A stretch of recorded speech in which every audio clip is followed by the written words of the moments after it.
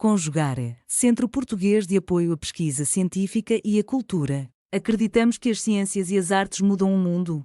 O conhecimento transforma, e isso nos motiva. 13ª Jornada Virtual Internacional em Pesquisa Científica, com o tema Educação, Sociedade e Práticas Educativas. Meu nome é Jennifer Benjamin Lima Almeida Silva e vou apresentar a minha pesquisa intitulada Um Olhar Feminino na Perspectiva do BDSM, o percurso normativo até o couro.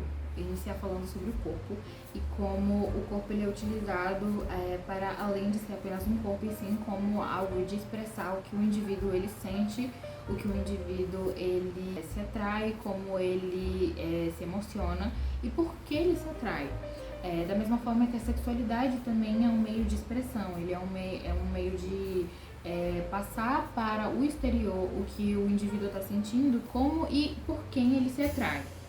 Então, aonde é direcionado esses afetos, onde é direcionado a maneira que esses afetos são abordados. Foucault, nos seus escritos em História da Sexualidade e dos Prazeres, ele fala sobre como o indivíduo ele passa de uma natureza sexual que é muito naturalizada para uma natureza mais tabu, onde não é falado sobre isso, onde isso é comportado como um fator imoral.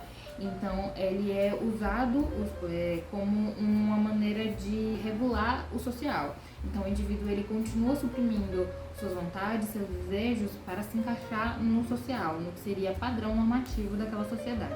Assim como Henry Miller fala em seu livro O Mundo do Sexo, sobre como a sexualidade também é um meio de autodescoberta, onde o sujeito ele vai entender sobre si, ele vai sentir o desejo e vai tentar descobrir esse desejo, né? Ele vai tentar dar voz a esse desejo praticando ele. Ele fala que é indicado para que o indivíduo ele vivencie essa sexualidade para não deixar esse desejo controlar. Ele fala que se o desejo ele for reprimido, ele se torna mais latente. Quando ele vai à superfície, ele vai com muito mais afinco a um ponto de que o sujeito não consegue controlar. Assim como Freud também fala sobre o desejo, quando ele é reprimido, ele volta, ele encontra alguma forma de se extravasar. Né? A libido ela vai sair de alguma forma. E essa repressão do desejo acaba fazendo com que o indivíduo ele tenha questões consigo mesmo e questões de sofrimento psicológico. Então é algo que já é falada desde a história da sexualidade, a Henry Miller no Mundo do Sexo, assim como Freud, falando sobre libido. Partindo daí, para a comunidade BDSM, explicando no caso a comunidade BDSM, a gente inicia com o acrônimo, né, que inicia com o B de bondade, D de dominação e disciplina, o S de sadomasoquismo e o sadismo, e o M de masoquismo.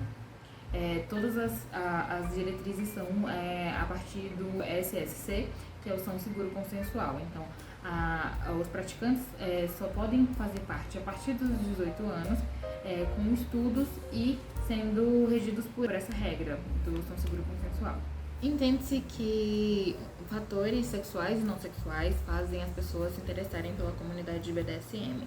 E é justamente por esses fatores que surgiu o meu interesse para a pesquisa e em direção à comunidade, para entender as motivações que levavam essas pessoas a ingressarem na comunidade e por que elas ficavam na comunidade. Foi por isso que eu utilizei uma pergunta norteadora, que foi como os praticantes do BDSM vivenciam suas experiências e de que forma isso influencia para a permanência na comunidade. E com esses objetivos da pesquisa, sendo o objetivo geral compreender as motivações individuais por trás da vivência na comunidade BDSM, enquanto ao específico foi relacionar a influência que a comunidade tem em suas relações interpessoais quanto fora do meio. Sobre o BDSM em perspectiva, o início dos clubes de BDSM se dá após a Segunda Guerra Mundial em bares de motociclistas gays, de pessoas que tinham os mesmos tipos de interesse. Como eles usavam muitas peças de couro, remetendo a sendo motociclistas, foi vinculado às práticas do BDSM ao couro. Então, clubes de leather ou clubes de couro são referentes a clubes BDSM.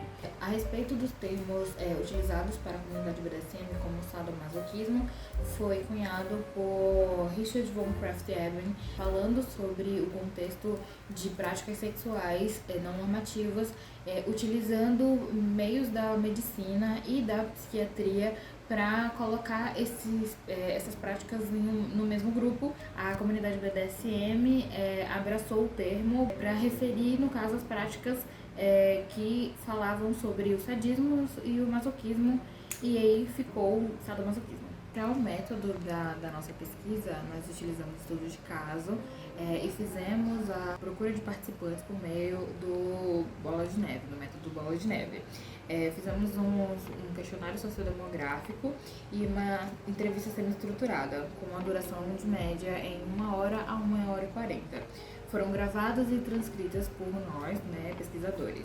E para a análise de dados foi feita a transcrição e a leitura do conteúdo, fizemos uma categorização e a análise do conteúdo. O projeto foi submetido ao sistema CEP, no caso através da plataforma Brasil, e foi aprovado. Para as participantes, nós tivemos 3 inscrições, todas mulheres cisgêneras, porém uma delas não pôde se manter para a segunda fase. Mia Feire e Senhorita Mon.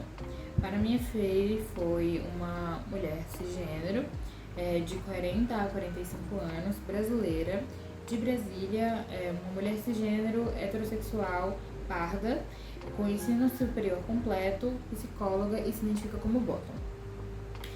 A Senhorita Moon, no caso, é uma mulher de 30 a 35 anos, brasileira, de Pernambuco, uma mulher cisgênero, pansexual, branca, com ensino superior completo, designer e se identifica como switch, que no caso seria tanto submissa quanto dominadora. Para os resultados de discussões, dividimos em 3 categorias, sendo elas o autoentendimento, o poder para si mesmo e a identificação e pertencimento. Foi para entender melhor o processo que as participantes tiveram dentre ao reconhecer que faziam parte da comunidade e manter-se na comunidade. Para as categorias, nós dividimos em 3 subtítulos, sendo eles o autoentendimento, que é, no caso, a percepção do que gosta, a identificação e a categorização do desejo, o poder para si mesmo, que foi a imposição desses limites, dentro e fora da comunidade, se sentindo poderosa e confiante, assim como também confortável, e a autoestima e o padrão de beleza dentro e fora da comunidade. E a identidade e o pertencimento foi sobre o pertencimento sendo um direito básico, baseado na psicologia social, o que seria, no caso, dividido entre normal e atípico, e a exclusão. Para Mia Feire, ela falando sobre a sua descoberta em relação à dor, ela diz: eu achava que era masoquista e descobri que não. A primeira coisa que eu falava quando conversava uma relação para a negociação de play ou de qualquer evento eu não lido bem com a dor, mas eu lido bem com a dor, a ponto de descobrir que numa brincadeira de impacto, se eu não tiver comunicação muito legal com o top, vou ficar roxa, porque eu respondo muito mais a dor do que eu mesma achava que suportava, mesmo não sendo masoquista. Ainda na Senhorita Moon, ela fala ainda sobre sua autodescoberta, ela diz: uma amiga olhou pra mim e falou, qual é a tua posição? E eu falei, sou bottom. Ela, você não é bottom. E eu com a minha coleira enorme de ferro, corrente no pescoço. E ela, você tá errada, porque eu não queria dar o braço a torcer, porque eu tinha um lado dominante. Até que um amigo dela, meu sapato desamarrou, e ele ajoelhou para amarrar meu sapato. Eu fiz, acho que ela tá certa. Cada dia uma descoberta diferente. Na categoria 2, a Senhorita Moon relata: eu tenho uma ficha de 7 páginas com 4 palavras de seguranças, 3 telefones para contato em caso de emergência, com meu nome completo, minha idade, minha orientação, minhas alergias, remédios que eu tomo, histórico médico, alimentos que eu gosto, alimentos que não gosto, o que me acalma, o que não me acalma, meus gatilhos, limites rígidos e flexíveis. Na DS, que seria dinâmica de dominação e submissão, a pessoa disse o seguinte: quero que faça uma lista, até o que for mais bobo de gatilhos, o que pode te prejudicar. Coloque tudo. Tem 7 páginas e ainda editando. Todo dia a gente aprende uma coisa diferente. Entende uma coisa diferente. Eu tento passar isso para quem chega até mim, novatos, para terem essa noção, porque a gente não pode deixar. Muita gente entra no BDSM e sai traumatizado por falta de orientação, e isso é muito perigoso. No relato de Mia Feire, ela fala: Foi através do BDSM que me dei conta de relações abusivas que eu tinha à minha volta no mundo baunilha. Foi entendendo que eu podia dizer não e perceber o quanto eu entrei em 2014 extremamente permissiva. Eu fiz uma cena de suspensão e tinha desconforto presente. Não identifiquei, não nomeei. Não consegui falar.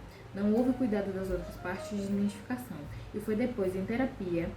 Hoje eu não tenho eu claramente tenho muito mais bordas e limites. Eu aprendi nas cenas a falar não, dentro das safes. Comunicar mesmo. O shibari é o lugar de troca. Tô sentindo isso. Preciso de um ajuste aqui. Porque dentro do meu recorte como mulher hétero cis de 41 anos, não aprendi que eu podia falar não tá gostoso. Eu fingi orgasmos até conhecer o meu ex-marido em 2009. Tive uma vida sexual extremamente ativa e parecia para as pessoas ela bem resolvida. E eu não gozava. Eu não consegui me comunicar no sexo. Foi através da comunidade que eu fui me dando conta de que eu podia, em outras relações, também trazer esse limite claro. Entender que se a pessoa não respeitava, já era abuso. Foi através da comunidade do BD, lendo textos, que eu comecei a falar. Para o relato de minha filha sobre se sentir confortável, ela diz: o fato de eu ter integrado a minha sexualidade, que era saudável, a minha expressividade com que eu gosto, de uma estética mais sensual, sexual, me ajudou muito a empoderar do meu corpo. Ver corpos diversos na normatividade, o que a gente vê são corpos esteticamente desenhados e muito padrão. Assim, ter contato e ver todos os corpos gozando, pessoas gordas, magrelas, altas, pessoas com deficiência, e ver que todas elas estavam ali em profundo êxtase, foi extremamente empoderador para mim.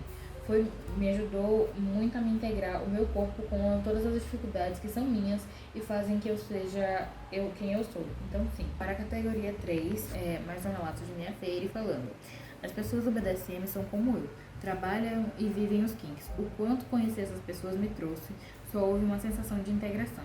Que tudo bem, é só uma coisa diferente, gente. É só uma característica, como o cabelo das meninas. A gente tem alturas diversas. Foi essa normalização que conheci as pessoas, porque elas eram pessoas normais.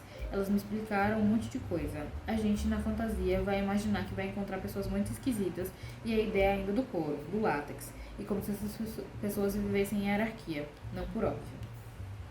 A senhorita Moon, a respeito de falas de pessoas fora do meio, diz: meus chefes ficam tirando onda comigo, me chamando de chicotada, chicotinho, porque essa galera é curiosa, querem saber o que acontece, mas não tem coragem de ir pra ver como funciona, porque acham que é bagunça, ou qualquer coisa do tipo. E não é, somos bem organizados e éticos. Temos 2 páginas de regra da casa, nem celular pode usar. Então a ética dentro da comunidade BDSM existe. É uma coisa primordial. Parece que, no contexto do BDSM, não tem nada a ver com sexual. É como se a gente fosse circo, que eles pagassem a entrada para poder se divertir e de uma forma diferente da gente. Para as considerações finais, entende-se que o BDSM ele é um nicho que é organizado e baseado nas condições de vida do indivíduo. Então, como ele se identifica, como ele se porta ali dentro. Eles visualizam como um meio de vida, além de práticas. Entende-se que há um contraste cultural, levando em consideração que há estudos, workshops, eventos que são feitos em outros países e que alguns outros não têm acesso, como o Brasil, por exemplo, que não tem tanto conteúdo que seja, no caso, na língua nativa. Há poucos estudos referentes à comunidade BDSM num contexto onde fale amplamente sobre as práticas e sobre os participantes em si. Tem uma discrepância em relação aos espaços que são realizados, os workshops, que são realizados os clubes, em que a gente não tem tanto esse contexto. E que garante, no caso, a segurança dos participantes, já que muitos dos treinamentos são feitos em outros idiomas, ou no caso são feitos para outros idiomas que não chegam diretamente para o Brasil. O gênero não foi um fator para a inclusão, porém foi uma coincidência que as 3 mulheres que se inscreveram eram mulheres cis. Porém, uma delas não pôde continuar com a pesquisa, então seguimos apenas com 2. Elas falaram que as percepções delas em respeito ao impacto do gênero dentro da comunidade pode afetar sim as relações que elas têm no BDSM, porque ambas concordam que existem a influência no contexto social e cultural, onde as mulheres são vistas como submissas ou como masoquistas. O fator cultural, no caso, ainda é limitador, mais ainda para as pessoas que são interessadas na comunidade BDSM, que não conseguem ter acesso aos estudos por conta da língua, e para o ambiente nacional ter mais estudos. Sempre foi um fator crucial para o entendimento da pesquisa, em que esses estudos acabam não chegando até aqui e não é produzidos estudos suficientes para deixar o praticante em segurança, ou, no caso, para pessoas que têm interesse na comunidade BDSM terem conteúdos para acessar. Gostaria de agradecer a atenção. Realização: Conjugare, Centro Português de Apoio à Pesquisa Científica e à Cultura. Apoio: Editora Cravo. Inscreva-se no canal, comente, curta e compartilhe. Obrigado por assistir.